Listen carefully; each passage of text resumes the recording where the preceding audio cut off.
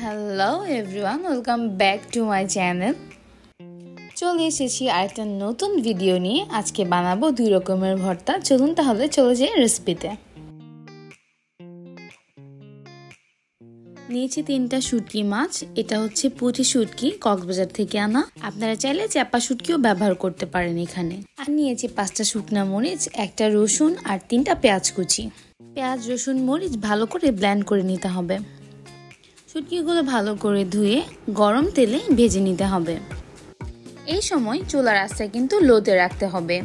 3-4 minute ভাজার পর যখন তেলটা ভাবে উপরে উঠে আসবে তখন একটু জল অ্যাড করে দিতে হবে। এই 1 কি 2 চামচ মতো জল অ্যাড করেছি, কারণ মাছগুলো পুড়ে যাওয়ার সম্ভাবনা আছে। আর পুড়ে গেলে কিন্তু ভর্তাটা খেতে তিতা লাগবে।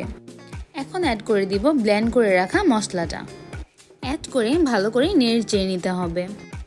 তারপর অ্যাড করে দিচ্ছি 1.5 চা চামচ মতো লবণ দিয়ে ভালো করে মিশিয়ে ওয়েট করতে হবে মশলার জলটা শুকানো পর্যন্ত। মশলার জলটা শুকিয়ে এলে অ্যাড করে দেব ধনেপাতা 1 টেবিল চামচ পরিমাণ। ধনেপাতা অ্যাড করে ভালো করে নেড়ে চেড়ে ওয়েট করব আরও 1-2 মিনিটের মতো। এই তো রেডি শুটকি ভর্তা।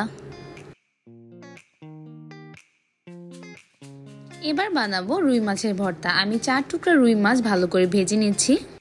ভাজা হয়ে গেলে মাছগুলো বেছে নিতে হবে।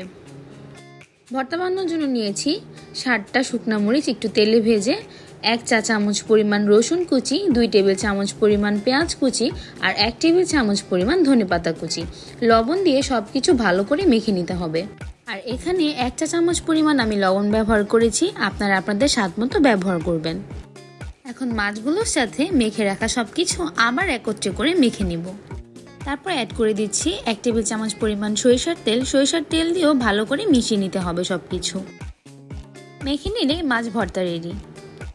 ভর্তাগুলো বানাতেও যেমন সোজা, খেতেও কিন্তু দারুণ মজা। গরম গরম ভাতের সাথে যে কোনো সময় খুব ভালো মানিয়ে যায়। আশা করি আমার আজকের ভিডিওটা আপনাদের সবার ভালো লেগেছে। বাসায় অবশ্যই ট্রাই করবেন। আর ট্রাই করে আমার কমেন্ট সেকশনে আমাকে জানাবেন কেমন খেতে হয়েছে। আজকে এখানেই শেষ করছি। সবাই ভালো থাকবেন, সুস্থ থাকবেন। আর আমার চ্যানেলটা সাবস্ক্রাইব করে আমার পাশেই থাকবেন।